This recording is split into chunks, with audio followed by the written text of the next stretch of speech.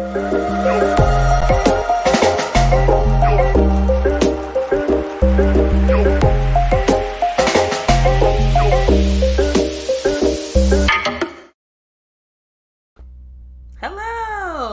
Welcome to Brave Space Live. I always clap. I'm like, welcome to Brave Space Live, a show about anti-oppression and communal healing. Each week we dive into a hard-hitting topic and dive right into the awkwardness, and I never disappoint by starting off very awkward. I'm Tychelle. I'm a trained clinical social worker, educator, and diversity, equity, inclusion practitioner, and this is my co-host. I'm Mel. I'm an author, an activist, and a social ethicist. Awesome. So today we're going to be talking about adoption overall, but transracial adoption. It's been something that I have been interested in for a really long time.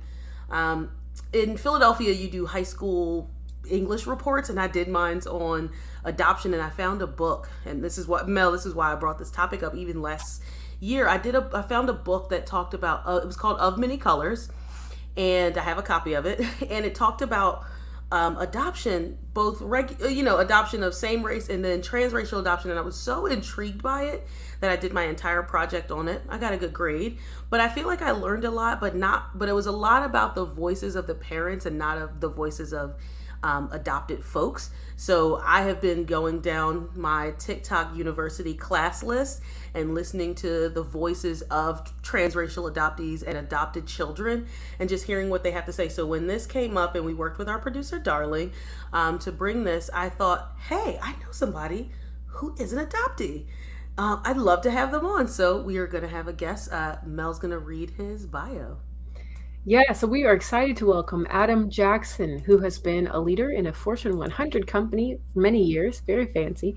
In his work, he is focused on associate and community well-being. He has facilitated inclusion and diversity or anti-racist trainings and workshops for K-12 schools, nonprofits, and corporate leaders. Adam has a history of working collaboratively with community organizations that share common values of grounded in anti-racism and re-envisioning our community's needs. Yes. Let's go ahead and welcome Adam Jackson to the show. Thank you so much, Adam. Yay! So confession, I have to say this, and I always lean to the wrong side. I've known Adam for a little bit, and we've worked together for a while, and when he first joined he came into the room, he was like, I'm going to put on my, we call each other partner in crime, so PIC. And I was like, other people don't know what that is. And Mel was like, I just didn't understand that joke. And I was like, no, it was him, not us. But, yeah, his name was PIC, and I was like, I thought I didn't understand it just because I was white, but like, I'm white. It must be a joke for white people. Welcome, Adam. I'm so glad you're here. Thanks, Mel. Thanks, PIC. Thank you, PIC. So we've talked about this topic a little bit in some of the work that we've done together. And I've always been interested in the topic and to learn more, because I think I've always been interested because I've wanted to adopt children, but hearing more from adoptees, I think, is really a great place to engage with this work. And I think just the work of diversity, equity, and inclusion has to engage adopting, especially when we're talking about, now everybody thinks that the answer to Roe v. Wade is people adopting children. You're like, wait a minute. So we'd love to hear some of your background, your story, where you're from, how you were raised, anything that you want to share with us and the people and in general. So tell us about you. Yeah, well, thanks. And I would open by saying TikTok University probably has a lot more knowledge than I'll be able to share tonight. I'll be able to share my experience and my perspective on transracial adoption. But to be honest, even as I was reflecting on this over the last couple of days, getting ready for the show, this is not a topic that interested me growing up. Like you were curious in high school, Tychelle. I can remember the first time that I was really interested, even though I had shared my story of adoption many times, that was just it. It was something in the past. And it was in 1997, I went to watch a movie called Amistad about the transatlantic slave. trait. And as I was watching it, I just thought I was fascinated by the story that I never knew. And I walked out of the theater with my best friend growing up, and I looked over, and he's a white guy, and I looked over at him. I said, "Wow, that was really powerful." And I don't even remember what his reaction was, but it wasn't the same meaning for him as it was for me, because for me it was like, I want to know my story. Like, if you don't know this story, I need to tell that story, but first I need to tell my own story. And then I took a class that fall at my senior year of college, called African American Autobiographies, and that is where I had this seminal professor that really made me think and shared stories again that I had never known about African American writers, activists, survivors. That the first day of class, she actually made us start writing our own autobiography before we even read anything. And so that's the first time that I ever even thought, what is my story in adoption, and what would that mean? And from there, over the last, I'll age myself, 28-ish years, it has been a much more healthy, I think, healthy look at trying to discover, trying to understand, and be more open to what my adoption has meant to me personally, what it means to other potential adoptees, as I have met some other adoptees. It is like having a community that I never knew, that were almost like my siblings from the moment we walked in the room. It was just amazing. So that's so interesting. So you were adopted. And I think I would say, asking so people know more, like, where are you originally from, and what family structure were you adopted into? Did you grow up with people who looked like you? Were there people in your neighborhood who looked like you? Did you know you were Asian? That kind of thing is because I've heard people say that, like, I'm not Asian, and it's like, I watched a video of a classroom where they were talking about this, and this girl was like, "I'm not really Asian," and I was like, "You're not?" Like, I don't get it. So, tell us more about, I guess, about that. Where Adam hails from originally, I guess. Where are you really from? That's the question where people ask that. That I'm gonna get canceled. I know that's what people ask, but I'm gonna get canceled. Where are you from? No, where are you really from? Yes. And I didn't even have the language to really understand what those two questions really meant growing up. Because, I'll share a little bit about that as the space that I grew up in. But I was originally born in Vietnam right at the end of the war. So August of 1974, for those that don't know the history of the war, it ended, the U.S. troops pulled out in April of 1975. So I came over on what was called Operation Baby Lift. So April 6th or 7th-ish, 1975. And it was an evacuee by a number of agencies, public, private, military, working on getting a number of orphans and young adults out of the country. And the first plane actually crashed. It was a C-5. It was one of these huge jets that bring in tanks, bring in trucks, bring in the heavy artillery, and they packed it full of banana boxes and children. And shortly after takeoff, it crashed into a rice field. But I was on the second plane out, and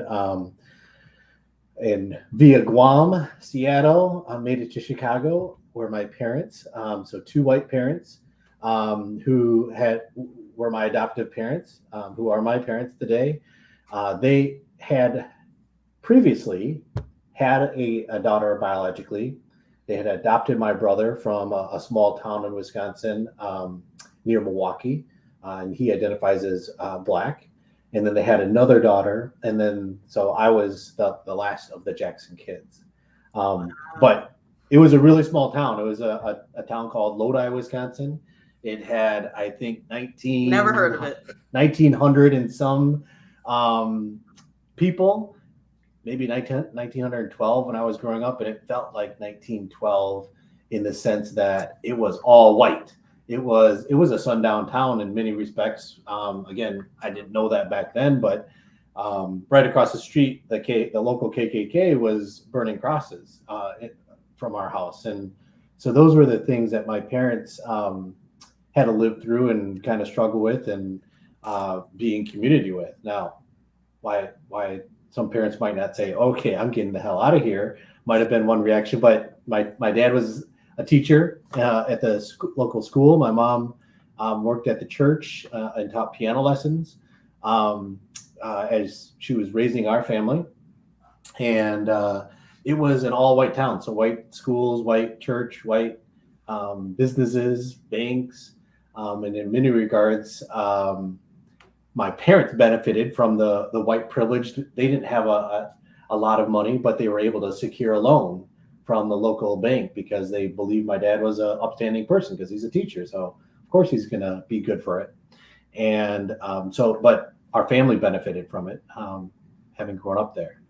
And then after Lodi, I went to school in Madison, finished high school, or I went to high school in Madison, went to college in Madison, and then have lived in Chicago and Columbus, Ohio, and now reside in the great state of Wisconsin, up in the frozen tundra, also known as Green Bay.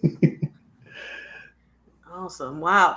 I'm like, so to hear the part about the first plane crashing and you being on the second one is, to me, that's so impactful because I don't know if anyone survived from that crash, but that's, how close we come to different things in our lives by being in one different place or having one different engagement in life it's wild to me. So thank you for sharing that, because I'm sure it's not an easy, and I know one of the things that Adam and I talk a lot about is Resmaa Menakem's book, My Grandmother's Hands, and just Resmaa Menakem's work in general. And he talks about this concept of clean pain and dirty pain. And dirty pain is the pain that like we don't engage with and that still exists in our background and still exists, and we are not working through it. And clean pain is the ones that you've worked through. So I think about that, and hopefully it sits in your place of clean pain versus dirty pain. Mel, you just have such an inquisitive That's look. an awesome. I've never heard that before, and it's really useful to describe some of these experiences that people go through. Yeah. So, and I was struck by that image too when you talk about. So maybe you said this and I missed it, but what was the impetus for taking children like you to a different country? Like, what went into that? I don't know the exact answer to that.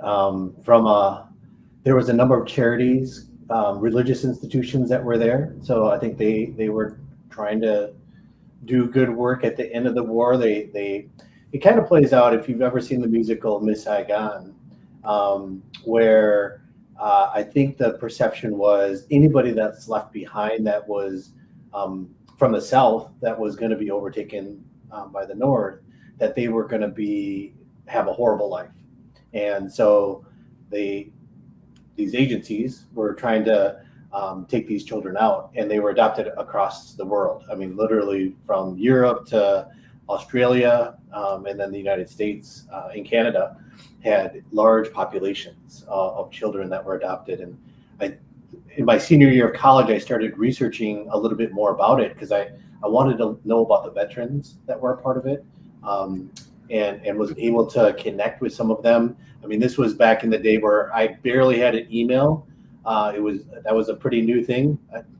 Tychelle will joke that I'm a little bit older, but so I was on the cutting edge of technology. But then, listen, I was one of the first groups of people that had a Facebook, so I get it. Yeah. I got Facebook when I had just gotten into college, and you had to have a college email to have a Facebook back in the day. Remember that? Yeah. Wish.edu.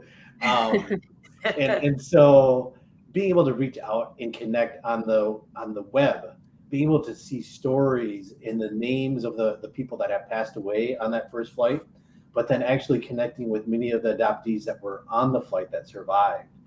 We got together a couple different times, one in the Washington, D.C. To commemorate, I believe it was the 20th anniversary of the baby lift. So we were together as adoptees with some of the veterans at the and we had a ceremony down by the Vietnam Memorial.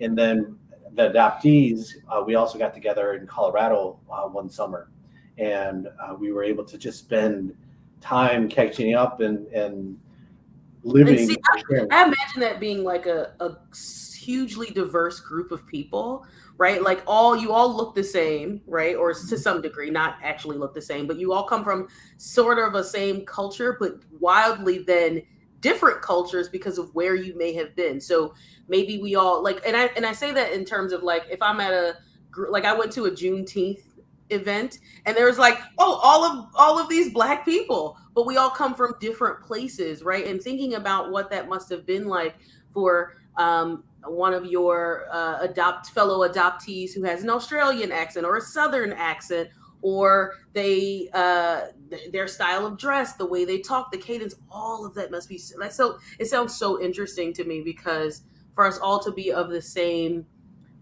race or ethnicity, but then have such wildly, and to be in one place while we're doing that, right? Because there's people all over the world that look different from me, but like who all look the same and then sound different. Because I get excited and also a little thrown aback every time I hear a Black person with a British accent. I'm like, that sounds so different. You look like me, but you said pip pip cherry. No, I'm gonna get canceled 7 times this episode. But I just imagine that it must be powerful and then different and so enriching. It was, and although most of us looked Vietnamese, as you may know as well, is there was a lot of American GIs that were white, that were Black, that had children with these Vietnamese women. So there were kind of even a spectrum of different people that were there as well. So I never knew that you could be Black and Vietnamese. I never knew you could be from Australia, but have a very similar lived experience than I had in Wisconsin, because she was the only Vietnamese person in that predominantly historically white town in Australia. So it was bridging a lot of gaps and opening a lot of things that I never even considered. Wow. So this is a really basic question, but how do you feel about being adopted? You know, it's something that I introduce a concept in anti-racism work with Tychelle around cognitive dissonance. And it really, I've learned a lot about having to sit with the uncomfortableness that there's no clear right or wrong answer. I think I've lived a very good adoption life, and I know that's not true of all adoptees. I have really supportive, loving, caring parents and siblings that are family, and like any family. At the same time, I also struggle with knowing that there is trauma that I've not always explored, or trauma that probably shows up in different ways that as a kid, I wasn't even worried about, because all I was worried about was I wanted to play baseball. I wanted to be with my friends. I didn't want to look at that trauma. I didn't want to feel that that kind of counseling that my parents tried to introduce me to, even when I was younger, because I was like, what do I need a counselor for? Like, I'm fine. But now as an older adult, I understand that there is a lot more that I need to process through.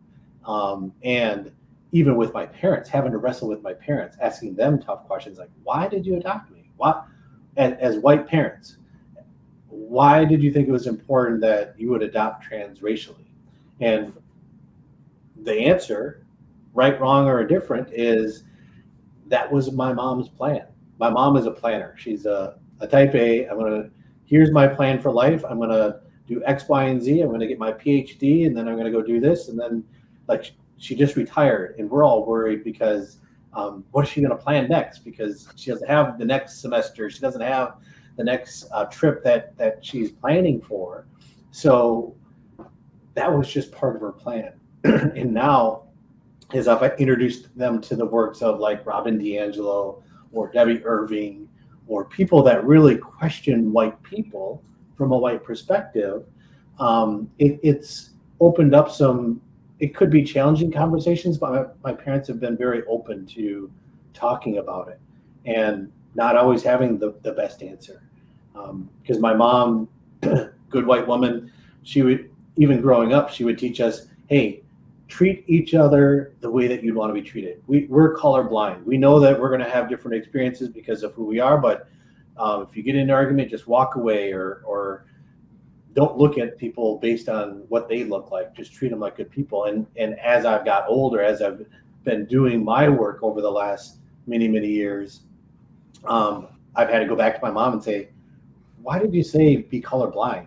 Where if people were colorblind to me, and Tychelle, I'm going to circle back to what you were saying earlier, that discounted my experience, that discounted who I was in the room, because I experienced discrimination and racism regularly, but I could never process it because I just thought I was like everybody else.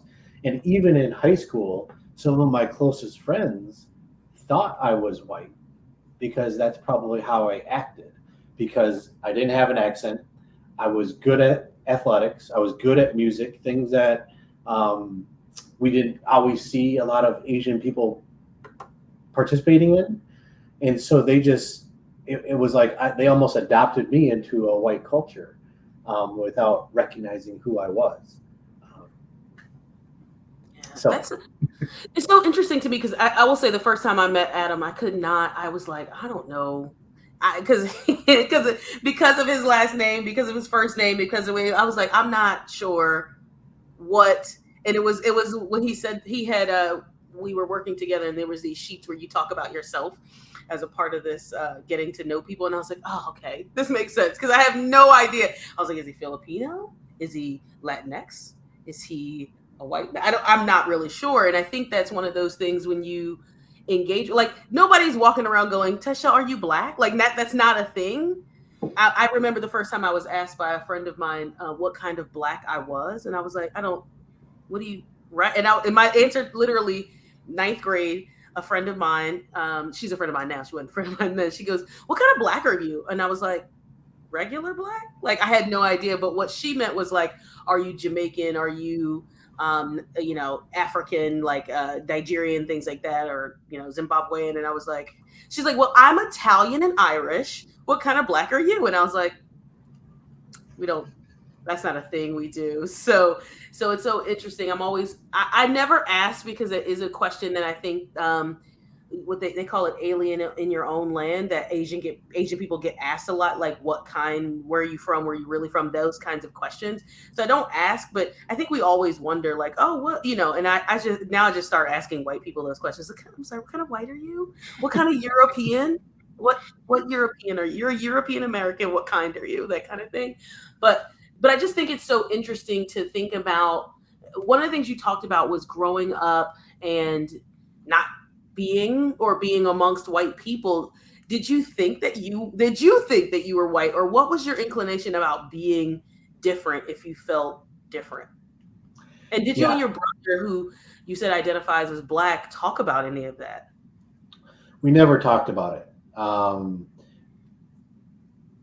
But my brother probably experienced a lot harsher racism than I did, because he was the only black child in the town. There was a couple of Asian kids, because there was a veteran that had married, I think she's a Japanese woman, and they lived up the road, and there was another Asian family just in the other town that we went to the same school. But my brother really took the brunt of it, because he was bigger. He's a bigger in stature, and he's black, and so he couldn't hide the black curls and the thick black. When he's out in the sun, he gets really dark, or a lot darker, and but we never talked about it as kids. But for me, I always knew I was Asian because I'm Asian, and people would oftentimes do the slanted eyes, or pull their eyes back and talk about rice and talking gibberish to me. So it was never a question whether culturally who was I, or at least ethnicity, who was I? But culturally, I was more white. I was more American than other Asians that they see in the movies, or they thought I should know karate, or all the other stereotypes that they would only know. So it sounds like from what you said, I'm kind of gathering context clues that you didn't have a lot of contact with your culture of origin, or did your family do anything to help you connect with the culture, or was that just kind of like a big mystery box? It was a little bit of a mystery box, and I think literally I had my adoption paperwork in box up that I would always get down every now and then and see the old newspaper clippings, or I was interested as a boy in war, so whether it was the Civil War or Vietnam War or other things, so I would see articles and things, but it wasn't something I was interested in. My parents took me to a hibachi restaurant because they like to take us all out to somewhere very different than what we could have in that small town. But I was like, it's fine, but all I really like is the pineapple and the pineapple drink, because I thought that was kind of a cool thing. But I was never interested in connected to my culture growing up. There was no pho restaurants. There was no community of other Vietnamese or even really Asian culture within our small town. And that wasn't who my parents were in community with. Yeah, no, that's just who my parents weren't in community with that community. So that's who I wasn't. Yeah. I think that's so interesting too, because when we think, and your story is of being Vietnamese, but when people think Asian, they think, oh, Asian culture. So we're going to take them to a Chinese restaurant or a Japanese restaurant, and they're all the same, and they're not, right? And this distinct cultures, distinct foods, and really, because I always tell people, like, when we think about Asian, we're talking about one group of many, many groups of people, and we only think about maybe 3 or 4. I think Vietnamese is like in population the fourth or fifth highest, where it's Chinese, Japanese, Filipino, and Vietnamese, but then there's still other groups, Thai and Hmong and all of these other, and then you even when you add in Southeast Asian and what that means, and so just thinking about that, and you like everybody, and I think that's a stereotype, right? When you talk about people trying to slant their eyes or speak in gibberish, that often that is related to Chinese, not that it should be related to anybody, but it's related to Chinese and not Vietnamese, and people not knowing what the difference is. So even being a part of when Mel says your culture, it's like Vietnamese is still a smaller culture. And even if you had more Asian people, likely they would be Chinese or Japanese as a large population, which I think is very interesting as well. Mel, did you have a question? Yeah, I guess my question is, do you wish that had been different and you had more access, or did you, I don't know. I don't even really know how to ask that question, but yeah, what are your thoughts on that? And I guess would you have done things differently as a parent in that situation? Well, Mel, I think it's a profound question, because as a parent now, I have had the opportunity to adopt. It ended up being twin girls from Vietnam. Wow. And as a way for me, when I did it, like a connection back to culture as well, and trying to connect all at once. That's wow. Yeah. So I knew that's something that I was always interested in doing, but I probably didn't do it for the right reasons. And as I've been doing this work and try to talk to other prospective foster parents, adoptive parents, I try to share my experience as an adoptee, but even as an adopted parent now, or as a person who has had children in the foster care. And I was never, I ask more questions of my daughters, like, how do they identify? Do they even identify as Vietnamese? Because they could be very white passing in their very Western look. They have long brown hair, but a lot of our kids in our town do, and they don't have as dark a skin as I do, or they are definitely Vietnamese. People who are Vietnamese can immediately tell that they're Vietnamese, but most people would be like, they're just another kid in their school. And so I have much different conversations than I have with my kids than my parents ever had with me. No fault to my parents. They didn't. And I'm in community with a lot, even in the small community I live in, there's not a huge BIPOC population, Black, Indigenous, and other POC. There's actually a very large Indigenous population because there's a reservation that is literally right down the road from Green Bay. But I try to put them in more community with people that are even different than the people that in their schools or the people that they would interact with in the other spaces in Green Bay that are historically predominantly white. To answer your question, though, I wasn't that curious about it. I think my parents asked me if I wanted to go to adoption camp once, where adoptees can go, because there's a number of different agencies that offer that as a post-adoption resource. I wanted to go to basketball camp. I wanted to go to baseball camp, I didn't want to go be different with a community that was different. But now I actually had a resource come across my email of an adoptee network for youth. And I sent it over to my girls. I said, hey, is this something you'd be interested in? Knowing that they may say no, but want to give them more options to be connected, to, if they are curious, to talk about it more, and to know what is their story and how do they fit in? Because their mom is Black, I'm Asian. They know that they are adopted, and so I just want to try to give them as many resources to work through it as well. Go ahead, Tychelle. I was just thinking, to think about, and I think when we talk about parental things, and I mean, and I have been on the vast of TikTok University, where there are people like, I don't need to get to know my culture, I don't want to, and then there are kids who are like, I need to, and there's very differing stories. My question I'll ask my question a little bit later, because I'm just thinking about what should parents do, so I'm just thinking, when you as parents are engaging, or you're having children, doing it anyway is kind of like eat your vegetables, you need to know. And I think I was listening to a story, by a woman whose name I can't. She wrote a book called Engaging with the White Gaze, or something about the white gaze. I'm jumbling my head right now, but she talked about her, what adoptive parents, especially white adoptive parents, need to do. And I think about what that looked like in choice and force and all of those things.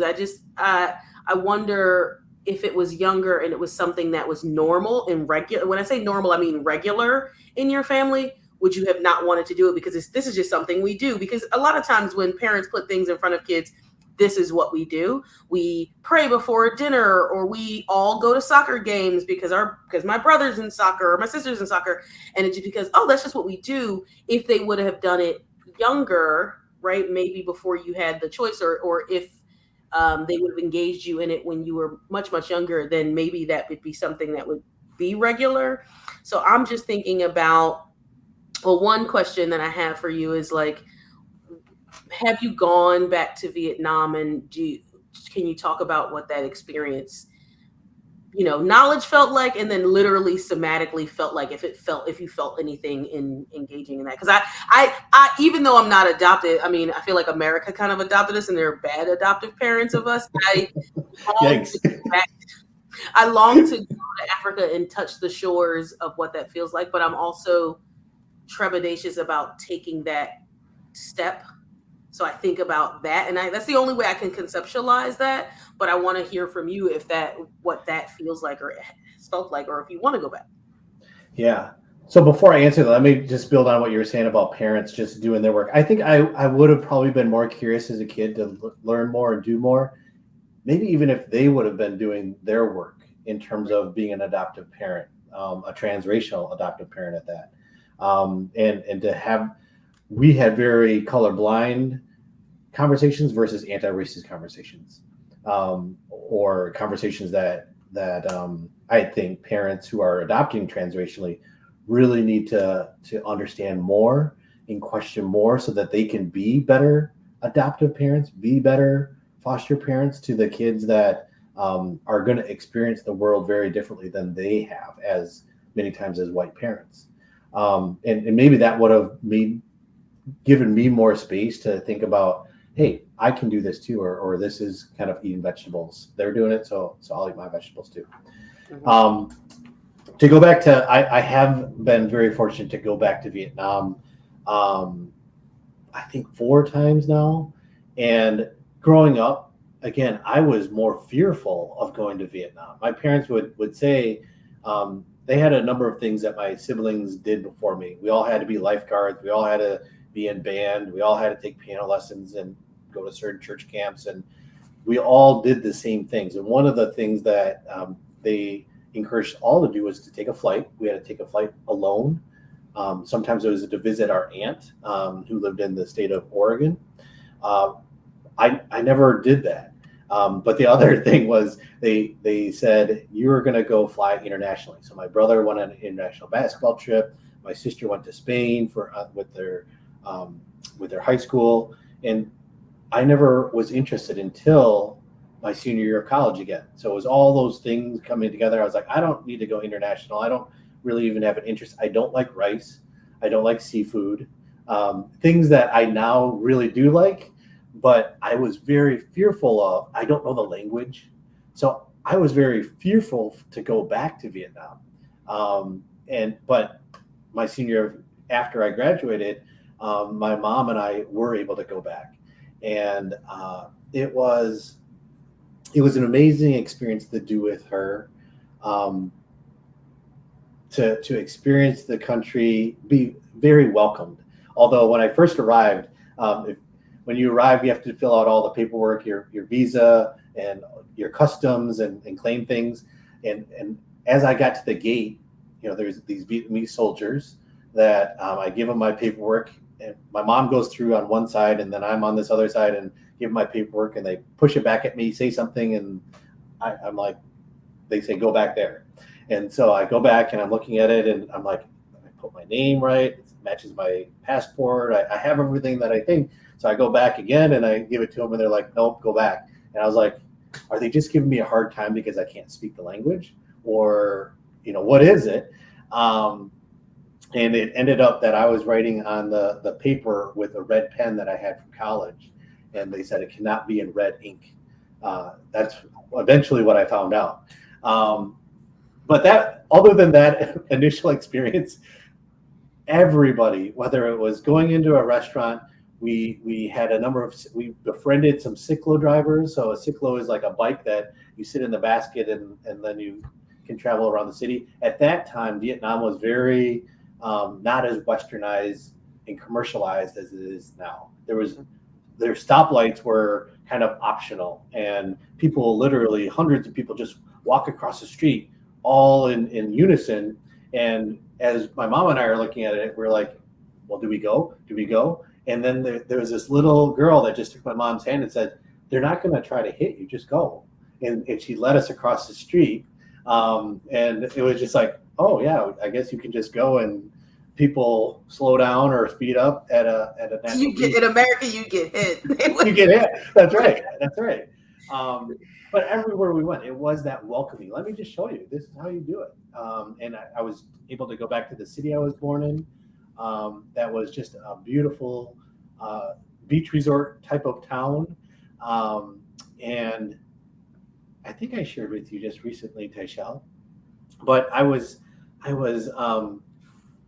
just ran into someone that we were talking, and lo and behold, she was adopted from Vietnam. Or no, she came over from Vietnam on the boats. So there's a number of refugees that came over on boats at the end of the war. And she's like, I'm from Vung Tau. And I can remember the story of hiding underneath the statue. And it's the statue that you can't miss it. It's like this huge statue of Jesus, and then a statue of the Virgin Mary right below on the mountainside. And then there's these huge cannons still left from the war. And as I was meeting her at this conference, I was like meeting another sister. And then to literally feel like we were we were in that space together from many miles away. It's just every time I meet someone that is an adoptee, I have a connection. But even meeting someone that is literally from the town that I grew up in, that from that same time period that I escaped from, and that she remembers as a family being there and waiting to flee the country, was just really powerful. Wow. So you mentioned a few minutes ago that that parents who intend to adopt transracially need to do the work. Can you give us your advice for transracial parents? Would you say just don't do it? Like, or are there There's certain a lot of conversation about just don't right? do it. What does that look like? So Are there certain people who should not adopt transracially, or if they should, what qualifications or characteristics do you think they would? And then also, I think, this is a multifaceted question, but also to the degree that you're comfortable sharing, trying to communicate with people, especially, I think I would assume potential white parents who are trying to adopt transracially, because whiteness has such an intense history in our country, to put it lightly, to help especially white folks understand some of the risks and dangers there, and some of the traumas that are kind of, what I gather, somewhat inevitable in this process. Is that a fair characterization? I think so. And I ask a lot more questions versus trying to judge whether they should or shouldn't. If they've never thought about why are they adopting,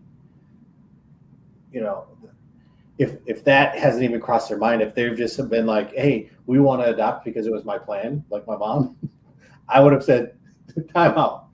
And it's wonderful that it's a plan, but why? Why is that important to you?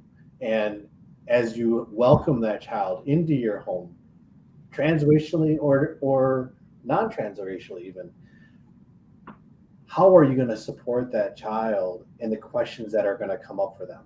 I never had a question of whether my mom was my birth mom or not. Like, you can't, she's a white blonde woman. So, but as I've, over the years, my birthday was just last Sunday. Happy birthday. Yeah, thanks. On Mother's Day, I try to honor those mothers that have had to really wrestle with, and oftentimes had a similar trauma of having to choose to give their child up for whatever circumstance that might be. And if the adoptive parents can't understand that perspective, then I would caution them to say, maybe we need to think about it a little more. What is your why? What is that child? What questions are they going to have? And what are they going to experience? Because if the child is transracial and you live in a town or an area that is historically predominantly white, what are they going to experience? And how are you going to shelter them to some extent, but also make sure they understand what the limitations of that community are? I'll give you an easy example for myself. And I didn't realize this until after I moved out of the small town I grew up in. But I had a lot of young friends that were girls. I liked to play with dolls. I liked to, as much as I was a jock and a macho guy, I also had a lot of really good girl friends. And I never dated anybody from that town, even though we would hold hands, even though we would be on the phone till 11 and 12 o'clock at night, which was, I don't know, maybe it was later than that, but it was really late as kids. And for all intents and purposes, it was like, well, you're dating Eric or you're dating Mike. Like, we're doing the same thing that everybody else is doing that's dating. How come we can't be dating? And what I realized is there was probably some families and some parents that said, you can date anybody. You can be friends with Adam, but you can't date Adam. And that's just the fact in a historically predominantly white town. And if parents don't understand that that child might face similar rejection, no fault of their own, how are you going to support them? Having to support a child that breaks up with someone that they are in love with is hard enough, but how are you going to do it for someone that's transracially adopted? Because it might be a very different conversation. And how do you work with that and understand what that child and the other child is going through and what their family dynamics are? And we never talked about that as kids, or as parent to child. So those would be some of the questions that I would want to really question adoptive foster care parents who want to do it from I just want to do good, but how can you do good and do no harm, or try to do no harm? I think about two things that you said in there that I'd love to get your perspective on, especially when we're talking about the white savior complex, right? Because doing good, white people doing good is often I don't know if they're trying to mitigate their own white supremacist culture, or they think they can save everyone, right? And their version of saving. And we can see that with Native kids who've been in some of the residential schools because they're, I forget the terminology that they use about adopting Native children and what that looks like, and engaging with what white savior complex looks like, because it happens not only in white savior complex happens in movies, it happens with fully Black people, it happens with non-adoptees, but what that looks like for I want to adopt a child because it's a good thing to do, and that's any adoptive parent. Before that, one thing that I was going to say, in something that I feel like I've learned from some of the fantastic people on TikTok, which I'll make sure I link after this episode on our socials, is adoption, no matter whether it's transracial or same race adoption, is trauma. Adoption starts with trauma, right? And they've studied this and I don't want to make it like any like connection with animals, but we are mammals, we are animals. When you lose a parent, that's a traumatic loss. So if you think I'm going to adopt a baby versus a 10-year-old and I don't have to deal with all of the problems that come with it, that's just not true, right? Adoption is a trauma. There's loss there. And even if you haven't, as you talked about in your story, haven't like investigated it or worked through it, there's still trauma. And even if you were adopted at birth, you still know something's not the same or something is different. There are people who've gone through massive traumas that's in front of them that they can see. And then there's trauma that you can't necessarily see, right? Like an internal wound that you don't know is there, but it's there. So I caution any adoptive person who wants to adopt or foster investigating their own white savior complex, but also investigating, like, every parent. And Mel, you grew up with your birth parents. I grew up with my birth parents. We all need to be setting aside money for college and therapy, like, simultaneously, right? Like, because we go through trauma in our childhood. I mean, living in America is a trauma in its own, and living in most countries, but living in America is a trauma in its own. And if you're not ready to engage with that, then you're probably not ready to adopt, no matter whether that child is, because whether that child is the same race or a different race, because one of the things that also is talked about is this thought process of open adoption. And one of the things that I learned is that people do open adoptions. People often adopt internationally,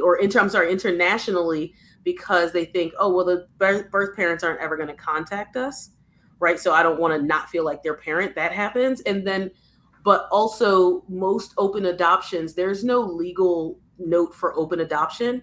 Most open adoptions end up closed by the child's 5th birthday.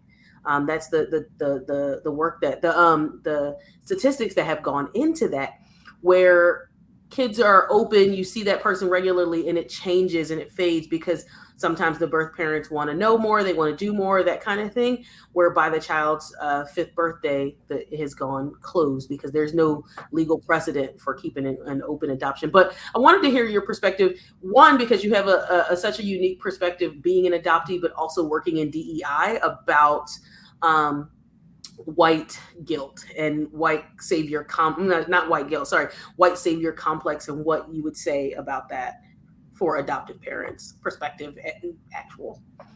And please feel free to speak freely. You're not going to say anything that will offend me. No, please hurt Mel's feelings. She needs to be put down. Yeah,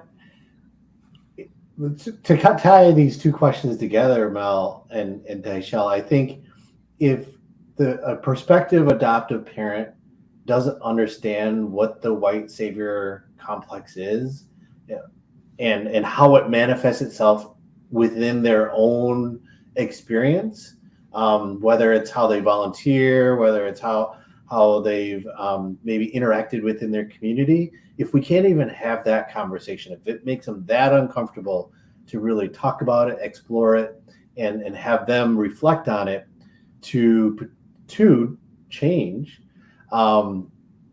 then my advice would be maybe this isn't the best situation for you to adopt transracially. Yeah, that's a pretty good barometer, it seems like. Yeah. I mean, even within my own community, as the Green Book came out a number of years ago, and I was not a fan. I just, after I saw it, I was like, it's just not sitting well with me, because I think it's another example of a white savior complex. And there was white people in that conversation that, how I describe it is, they just have racial fatigue. You say white savior complex, and they're just like, why are you talking about me? And I'm like, I'm not talking about you. Yeah. I'm talking about this movie that is portraying something that you need to understand. And if they can't do that work, then they are going to put that child in harm's way, because how are they going to understand when maybe at their school, or maybe within the church, if they raise them in a church, or somewhere in their community, there are going to be people that harm their child. And how are they going to, good meaning white people, how are they going to address that?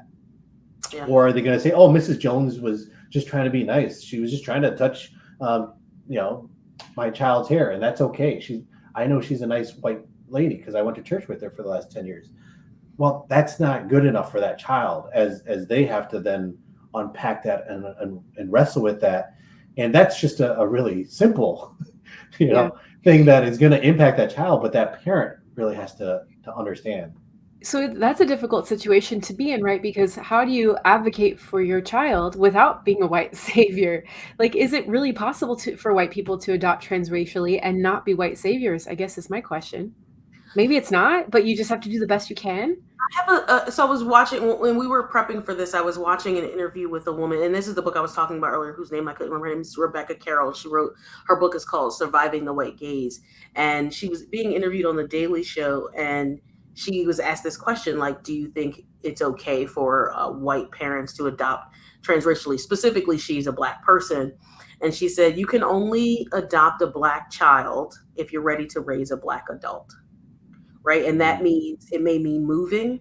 It may mean immersing your culture. It may, or yourself in a different culture. It may mean, it should mean. And I also saw, there was a TikTok that I posted on our social, that there are two adoptive white parents and I think she's biracial, but a Black girl. I'm going to say she's Black because I think that's how she identified. And her parents, I saw them say the understanding. They said, we are actually the fourth best option for her, the fourth.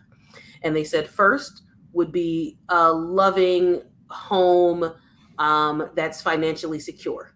That's the first option for every child.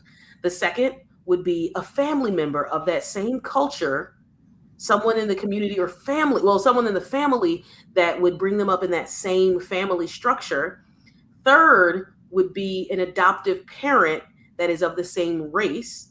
And fourth is us, not a home that is loving, but doesn't have those qualifications. And we put ourselves in a place where we need to do more work so that person can live the best life in engaging in her culture because that's the thing I think is different than what you talked about in your upbringing, is not that your parents tried to force you to be white, Adam, but like they didn't do anything to immerse themselves in a culture. So it just felt natural to be Vietnamese, right? Going to Like, oh, we go to Vietnam every year. Oh, we go to, wherever your brother may be from, if it's the town or whatever, or we go to black barbershops, or we go to Vietnamese restaurants, and moving, right? Because often parents will, like, if you are having your first child, you will move to go to the right school in kindergarten. That's a huge thing. I worked I worked in a preschool, and parents would be like, oh yeah, we're moving so we can be closer to the right school. That's the kind of fervor that parents need to have in adoption and transracial adoption, because you need to immerse yourself in the culture before that child comes to your home, while your child's at that home, because they may not want to. And it's okay if you don't want to immerse yourself in a culture as an adult, but that culture is actually a mitigating mental health factor. If you are involved and engaged in your own culture, and this would go for white people as well, as if you are white and you're engaged in your home culture, not whiteness, then you will have less mental health issues because you have a connection to community that everyone else has. So I think about that a lot. Yeah. And Mel, I think even your question would be a great question for that white parent, white family to even consider. I don't think it's even something that is considered, because many times they're just like, well, there's kids that need a home. I saw the sign down the road that said, looking for loving families. So I'm a loving family, and I can provide love and care. But is that enough? I think having people investigate is can I be the fourth best choice? Am I the fourth best choice, as Tychelle was just sharing? And to understand that being fourth is not, sometimes that's the best case scenario for that child, because 1, 2, and 3 aren't there. But I would say that parents really need to be on an anti-racist journey. If they have never been in community with the community that they're adopting from, you got to do that at some point. If you aren't already, if you aren't really trying to understand, hey, how am I going to embrace this child and let their full culture come out, whether it's how they dress, how they do their hair. I've had some parents that have adopted Black children. They're like, I didn't know where to get their hair done, so I asked someone in the Walmart parking lot. I'm like, oh. Ouch. Let me tell you, I have met many a white adoptive parent of Black children. If you go to a Black people will help you. We are a welcoming people. If you let that kid walk around with their hair a mess, we are gonna come for you. It is a thing, because appearance is important to Black people, because that's something that we didn't get to engage with, and I think about that. And Adam, I would say, venture to say, not that parent, not they need to be, every person and all adoptive parents should be on this anti-racist journey, but we need to know that love is included in immersing yourself in that child's culture, is included in the love that you're going to provide. And that happens honestly too with biracial children, where they go, well, I just didn't know, I married a Black person, I love that Black person, I married an Asian person, I love that Asian person. But if you don't know anything about that culture, then that's a problem, right? Because you're saying it's enough for me to be white and just be nice, and it's like, that's not enough. And I would say the same for a Black person dating a Vietnamese person, or a Latinx person. Like, you need to know your another person's culture and engage with that culture as well. Not to say you're going to become that, because you should not take on other people's personas in life and ethnicities, which is a whole other story that maybe if we have time to tell it, Adam knows this story. But just thinking about engaging with that person's culture, like, you should not have a child who is deaf and never learned sign language. That's just not acceptable. And that is included in real love. That's a great analogy. Yeah. The other thing that comes to mind is, and I don't know if you have any thoughts on this, Adam, as we're wrapping up, but what I see a lot in prospective white adoptive parents is really a sense of entitlement. And I'll say this as someone who myself has faced some infertility stuff, that I know I've met quite a few white folks who can't bear children, and they they act as if they are entitled to be parents, and they don't really consider the trauma that someone has gone through in order to make that child adoptable. And I think unless you're also working toward ending, for example, the economic conditions that would force people to have to put their kids up for adoption in the first place, if you're not also working toward that economic liberation, then you are acting from a place of entitlement. And so I guess my final That's a question for you. word. That is a word, Mel, because if you're not working, and I'm a repeat, if you're not working to end that financial situation where someone would have to put their child up for adoption, then you're probably not on an anti-racist journey, because Or mass incarceration. Yeah. right, because people, I think they've said, I've heard in adoption language, in adoption circles, that if people had $10,000 more than when they were pregnant, they probably wouldn't have been able to keep their baby, because even $10,000 at that time where they're pregnant and about to bear that child will set them up.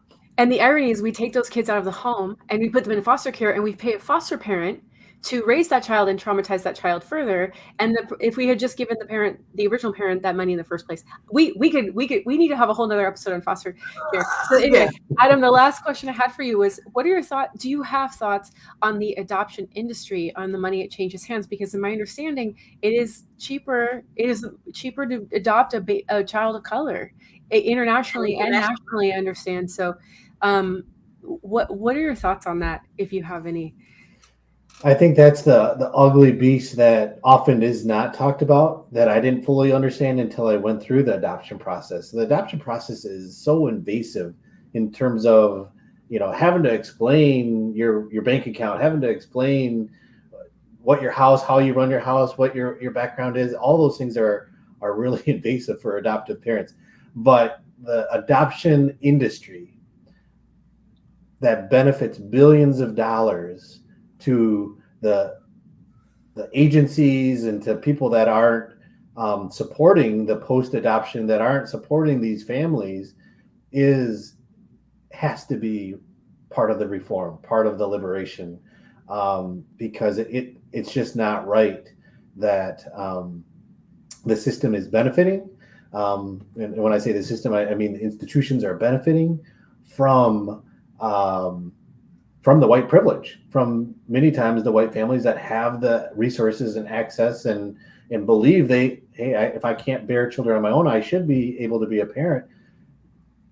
The system is benefiting from it. So I think that has to be part of the reform that I just didn't understand until I actually lived through it as well. I want to say two things. I'll tell this short story because it's probably only a minute long. But one of the things I think when we're talking about adoptive parents that I learned through wanting to adopt and being interested in adoption my whole life is that children are not commodities, and you're not, as you were talking about, Mel, this entitlement. Adoptive children, or children placed up for adoption, you're not entitled to a child, and they can't only be there to fulfill your parental needs. Now, you want to give them a home. That is a savior complex part of it that you have to work through, but you also, that child is going to grow up and be their own person, and you have to be ready for that. That's why I think all parents should go to parenting classes. If you're not, like, they should give you the whatever all of the things you hate, they should put it in one person, and that's your test model for a child, because you, as a parent, because you don't know who your child is going to grow up to be. You just don't. So if you don't like LGBTQ people, if you don't want your child to be a stripper or whatever, what's going to happen, right? You don't know, and your child you have to be ready to love whatever child comes to you, whether they are disabled, whether they, all of these different things. So I think about that as the part of that. But you're not entitled to a child. They're not a commodity. They're not there to fix your infertility issues. They are there to be a part of a family that you have to be ready to engage with who they are, and not just what you're looking to fulfill.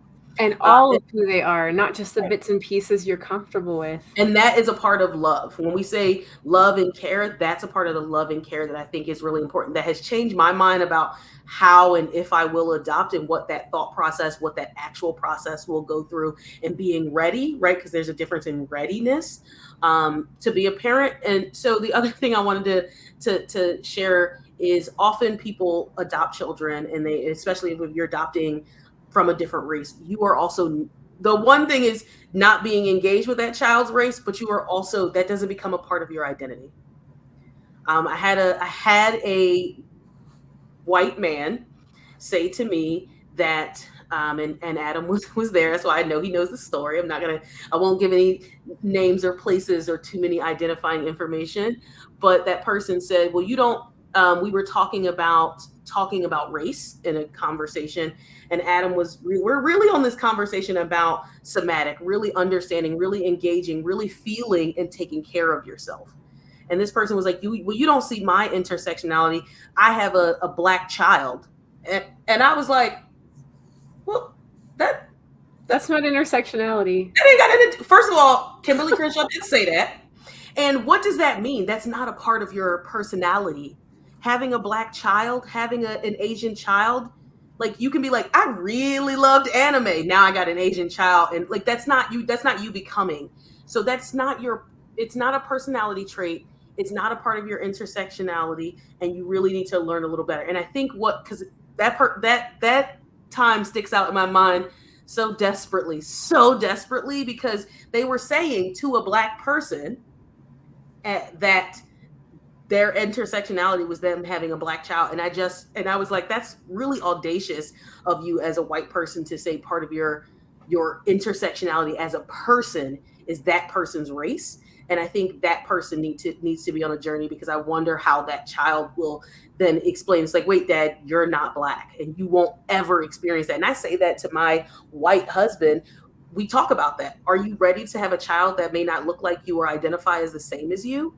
What will that look like for you? Right. And the same for me. I won't know what it's like to be biracial, but we are talking about raising our children to be Black people, but I don't know if they'll change. I don't know if they will say we actually identify as biracial and not Black, Mom. And I'll be like, okay, but I have to engage with that. So I just want to say that there's the parents, group of white parents, and it's not just white parents, but it's more adoptive parents are white than anything else, and that follows in line with all the industrial complex, white supremacy culture, all of those things. They adopt children of color. They don't engage with that child's culture, or it becomes a part of their personality. Like neither one of those are the ways that we should be engaging. And this is that part of that anti-racist journey. And also I hope that man gets a lot of education, because he's still not one of my favorite people. He's still on the least of my favorite people, because he was hurt by me saying something about it. And I was like, but we could talk about that offline. Did you just yell the caucasity? And also because it was a man, I just wanted to be like, the audacity of whiteness and man rolled up into one. Oh, that would have gone over real well. I was really, really, I know that I can be cutting with my words. So I was really trying to be professional and really trying to be subtle and nice. And that person apparently was so hurt that I said that that's not a part of their identity. I was like, but it ain't though, girl. And I did follow up to have a conversation. And I was like, oh no, me and you just see things fundamentally different. Oh, that's not going to work, because it's not a thing. So, but anyway, Adam, we just want to say thank you for sharing. Thank you so much. This is, sorry, go ahead, Tychelle. I was just going to say thank you for sharing some of what you know. We will likely have to bring you back to talk more about anti-racism specifically, because I know Adam and I get to do a lot of work together, and we have moved into the place of trying to bring somatics into it. So that'll be important. But just for sharing some of your story, because like we talked a little bit about earlier, no one's entitled to that story. So we thank you for sharing that. I don't know how much therapy you'll need after this, but I will buy you a coffee so you can have it while you sit on your therapist couch, because I don't have we were joking earlier about how Adam has a Peloton. I don't have Peloton money, so I can buy you a coffee while you sit on that couch, or I can buy you a new basketball, because I know you like sports ball, Adam. I don't know. But any final words though, Adam? I would love to hear if any final pieces of advice or things that people should know. We could be here for hours, but I would just say thank you for creating this brave space to talk about these topics that are so rich and meaningful, to bring in people from the different communities to be a part of these conversations. I've benefited from them as a listener, and I really appreciate you being great hosts and partners in this work, in this brave space. So thank you. Thanks for being here. This has been really, really great.